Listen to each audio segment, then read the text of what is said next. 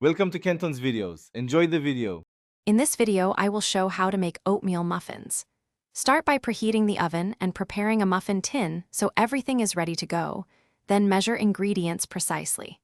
Mix dry ingredients in one bowl and whisk wet ingredients in another, combining until just blended to avoid dense muffins.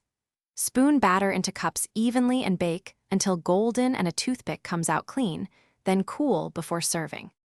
In this video, I will show how to make oatmeal muffins. Whisk wet ingredients until smooth, then gently combine with the dry mix to avoid overworking the batter. Use a rubber spatula to fold until just incorporated so the muffins stay tender and rise well. If you want add-ins like fruit or nuts, fold them in at the end for even distribution. Portion the batter evenly to ensure uniform baking and appearance. In this video, I will show how to make oatmeal muffins. Bake at 350 degrees F and check after 18 minutes, rotating the tray if needed for even browning.